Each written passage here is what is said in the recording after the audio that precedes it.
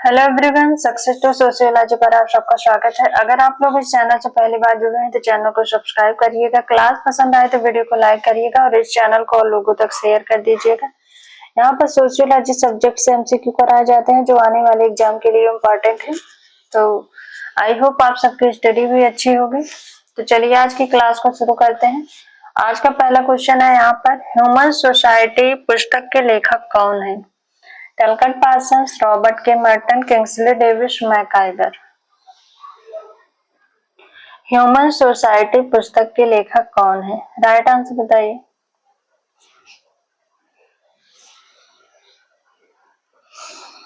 मानव समाज पुस्तक के लेखक हैं Kingsley Davis. Option third right answer है। नेक्स्ट क्वेश्चन है, सामाजिक मानदंड कौन निर्धारित करता है? राज्य, धर्म, समाज, विशिष्ट जन वर्ग।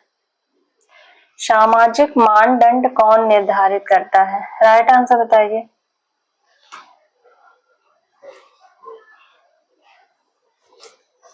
राइट आंसर है ऑप्शन थर्ड, समाज। नेक्स्ट क्वेश्चन है, इनमें से किसमें बहुपत विवाह की प्रथा प्रचलित है? पालियन, संथाल, टोडा, जाट। किस एक में बहुपत विवाह की प्रथा प्रचलित है? कौन सी जनजाति में? राइट आंसर होगा ऑप्शन थर्ड, टोडा जनजाति में। टोडा, कोटा, खस, इन सब जनजातियों में बहुपत विवाह की प्रथा पाई जाती है। नेक्स्ट क्वेश्चन है, कुछ लक्ष्यों की प्राप्ति के लिए व्यक्तियों द्वारा गठित एक संगठन को क्या कहते हैं? समाज, संघ, संस्था, समुदाय। राइट आंसर बताइए। कुछ लक्ष्यों की प्राप्ति के लिए व्यक्तियों द्वारा गठित एक संगठन को क्या कहते हैं? राइट आंसर होगा यहाँ पर ऑप्शन सेकंड, संघ। नेक्स्ट क्वेश्चन है, निम्न में से कौन सी सहयोगी प्रक्रियाएं हैं? सहयोग, संघर्ष, प्रतिस्पर्धा, अनुकूलन, सात्मीकरण। कोड दिया गया है 1 2 3 2 3 1 4 5 3 4 5। राइट आंसर बताइए। कौन सी सहयोगी प्रक्रियाएं हैं?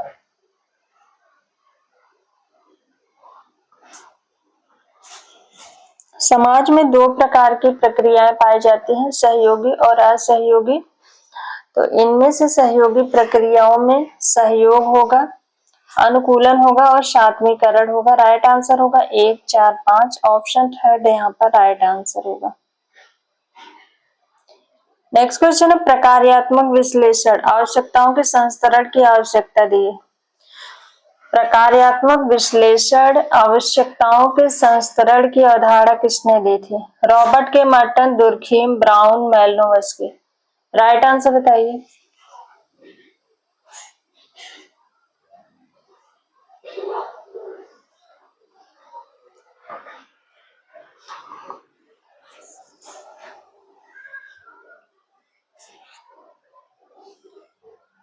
राइट आंसर होगा यहाँ पर ऑप्शन फोर, मेलिनोवस्की ने। नेक्स्ट क्वेश्चन है, समुचित सामाजिक संगठन हेतु यह आवश्यक है कि समाज अपने सदस्यों पर पूर्ण नियंत्रण रखे, समाज अपने सदस्यों पर आंशिक नियंत्रण रखे, समाज अपने सदस्यों पर अतिशय नियंत्रण न रखे, सामाजिक नियंत्रण कठोर और कसाव युक्त हो। राइट आंसर बताइए।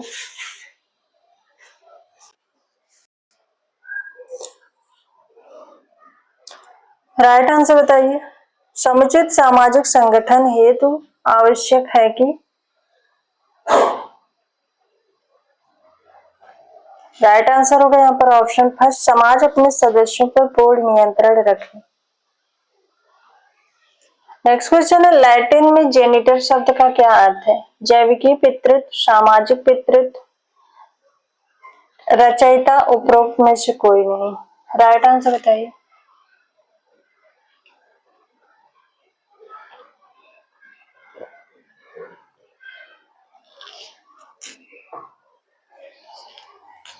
लैटिन में जेनिटर शब्द का क्या अर्थ है? राइट आंसर है ऑप्शन फर्स्ट, जैविकी पितृत्व। नेक्स्ट क्वेश्चन है, निम्न में से प्रकारवादी सिद्धांतों को एक फील्ड दृष्टि के रूप में समाज को अग्रणी बनाने वाले को पहचानिए। Malinowski, Merton, Durkheim, Parson. Right answer बताइए। निम्न में से प्रकारवादी सिद्धांतों को एक फील्ड दृष्टि के रूप में समाज को अग्रणी बनाने वाले को पहचानिए।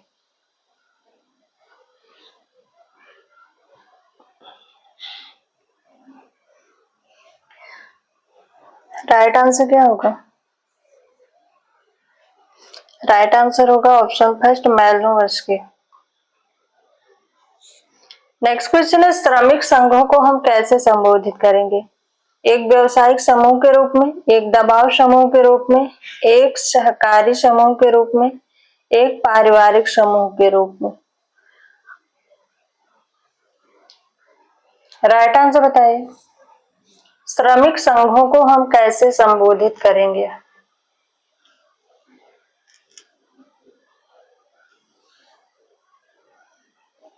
राइट आंसर है ऑप्शन सेकंड, एक दबाव समूह के रूप में। नेक्स्ट क्वेश्चन है, केंद्रीय प्रवृत्ति के रूप में बहुलक को किस रूप में समझा जा सकता है? न्यूनतम प्रायिक मूल्य, मध्य मूल्य, सर्वाधिक प्रायिक मूल्य, कुल प्रायिकता में से अधिकांश। राइट आंसर बताइए। केंद्रीय प्रवृत्ति के रूप में बहुलक को किस रूप में समझा जा सकता है?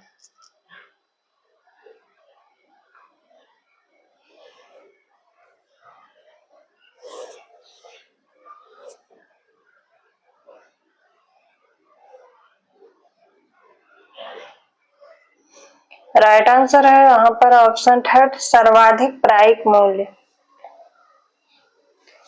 नेक्स्ट क्वेश्चन है, गतिमान औसत की गणना किसके प्रयोग द्वारा की जाती है? माध्यिका, माध्य, बहुलक, माध्य और माध्यिका दोनों।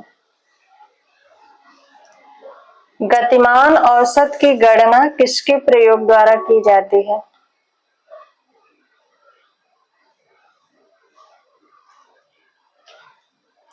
राइट आंसर है ऑप्शन सेकंड, माध्य।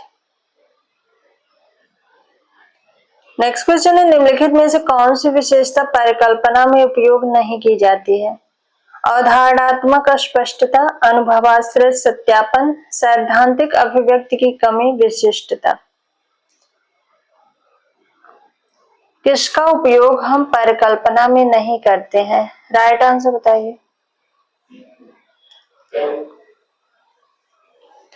राइट आंसर होगा ऑप्शन थर्ड, सैद्धांतिक अभिव्यक्ति की कमी। नेक्स्ट क्वेश्चन है, निम्नलिखित में से कौन सी बात पैरेटो की तार्किक क्रिया की परिभाषा को सही बयान करती है?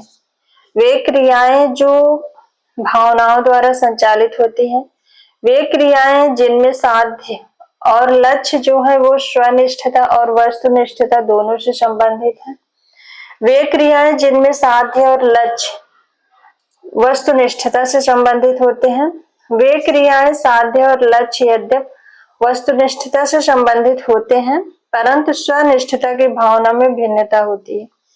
यहाँ पर पैरेटो द्वारा तार्किक क्रिया की परिभाषा को बताना है। राइट आंसर बताइए। पैरेटो ने तार्किक क्रिया के बारे में क्या कहा है?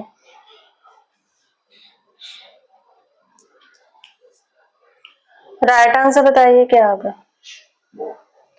राइट आंसर है यहाँ पर ऑप्शन थर्ड, वे क्रियाएं जिसमें साध्य और लक्ष्य जो है वो वस्तुनिष्ठता से संबंधित होते हैं। ऑप्शन थर्ड राइट आंसर है। नेक्स्ट क्वेश्चन है, मैक्स वेबर के विचारों के अनुसार पश्चिम में ऐसा कौन सा तत्व पूर्व से भिन्न था जिसके कारण वहां पूंजीवाद का विकास हुआ? धार्मिक नैतिकता, तकनीक, तर्कशीलता, विज्ञान। राइट आंसर बताइए। मैक्स वेबर के विचारों के अनुसार पश्चिम में ऐसा कौन सा तत्व पूर्व से भिन्न था जिसके कारण वहां पूंजीवाद का विकास हुआ? राइट आंसर बताइए। राइट आंसर है यहाँ पर ऑप्शन फर्स्ट, धार्मिक नैतिकता। नेक्स्ट क्वेश्चन है, लुकिंग ग्लास सेल्फ का अर्थ है कि हम सीखते हैं हम कौन हैं? स्व की भावना के द्वारा, अनुकरण द्वारा, हमारे साथ दूसरे लोगों के अनुभव द्वारा, अपने को कोई अन्य व्यक्ति होने जैसी कल्पना द्वारा। लुकिंग ग्लास सेल्फ थियरी के अनुसार हम सीखते हैं कि हम कौन हैं। राइट आंसर बताइए।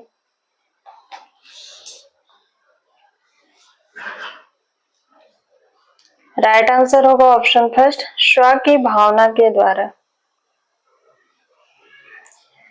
नेक्स्ट क्वेश्चन है, फ्रायड के अनुसार सुपर ईगो व्यक्ति के व्यक्तित्व के उस भाग को प्रस्तुत करता है जो निम्नलिखित के जरिए सृजित हुआ है। रचनात्मक वर्षों के दौरान समाजीकरण, वृद्धावस्था में समाजीकरण, वृद्धावस्था की प्रक्रिया जो व्यक्ति के समस्त जीवन में घटती है, उपर्युक्त में से कोई नहीं। राइट आंसर बताइए। फ्रायड के अनुसार सुपर ईगो व्यक्ति के व्यक्तित्व के उस भाग को प्रस्तुत करता है। राइट आंसर क्या होगा?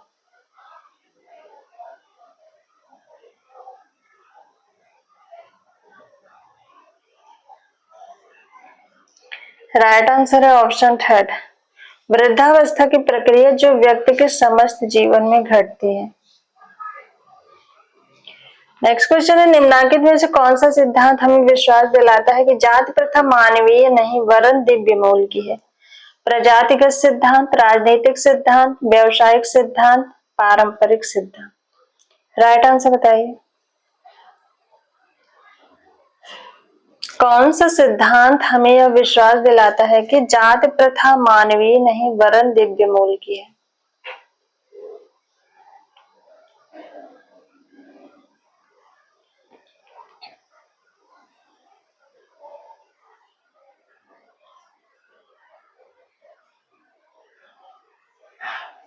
राइट आंसर है ऑप्शन फोर, पारंपरिक सिद्धांत।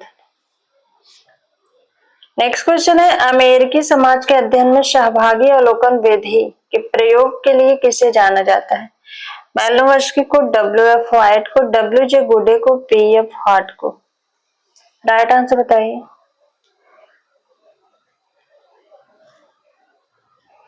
अमेरिकी समाज के अध्ययन में सहभागी अवलोकन विधि के प्रयोग के लिए हम किसे जानते हैं?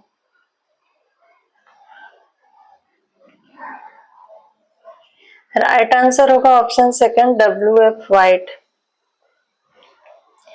नेक्स्ट क्वेश्चन है, किस प्रकार के शोध प्ररचना के लिए परिकल्पना अनिवार्यता आवश्यक नहीं होती है?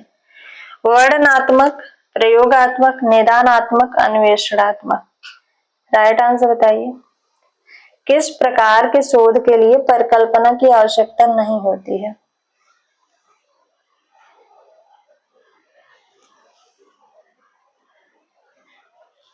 राइट आंसर है यहाँ पर ऑप्शन फर्स्ट, वर्णनात्मक। नेक्स्ट क्वेश्चन है, एकल अध्ययन में सम्मिलित है परिणात्मक विश्लेषण, परिणात्मक और गुणात्मक विश्लेषण, गुणात्मक विश्लेषण, उपर्युक्त सभी। एकल अध्ययन में सम्मिलित है। राइट आंसर बताइए। राइट आंसर क्या होगा? राइट आंसर है ऑप्शन थर्ड, गुणात्मक विश्लेषण। नेक्स्ट क्वेश्चन है, किसी संख्यात्मक श्रृंखला में किसी पद की परिमाणात्मकता का ध्यान निम्नलिखित में से किस में रखा जाता है? माध्य, बहुलक, माध्यिका, ये सभी। राइट आंसर बताइए। किसी संख्यात्मक श्रृंखला में किसी पद की परिमाणात्मकता का ध्यान निम्नलिखित में से किस में रखा जाता है?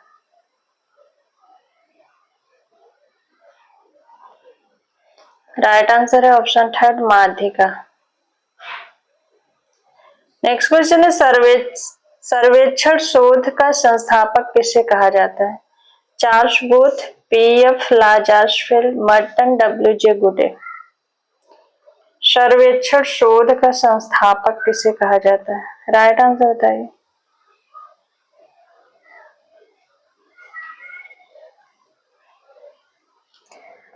राइट आंसर होगा यहाँ पर option first, Charles Booth. Next question है, जाति के अध्ययन के सामाजिक स्त्रीकरण के वेबरवादी प्रारूप को किसने प्रयोग में लिया था? एस.सी. दुबे, श्रीनिवास, टी.एन. मदन, आंद्रे वित्ते। मैक्स वेबर के सामाजिक स्थिरीकरण के सिद्धांत को जाति के अध्ययन में किसने प्रयोग किया था? राइट आंसर बताइए। राइट आंसर होगा ऑप्शन 4 आंद्रे वित्ते ने। नेक्स्ट क्वेश्चन है, मर्टन के अनुसार निम्नलिखित में से कौन सी अवधारणा परिवर्तन के साथ सैद्धांतिक रूप से संबंधित होने की सामर्थ्य रखती है? स्वीकार्य, अप्रकार्य, अर्ध प्रकार, अपक्रिया।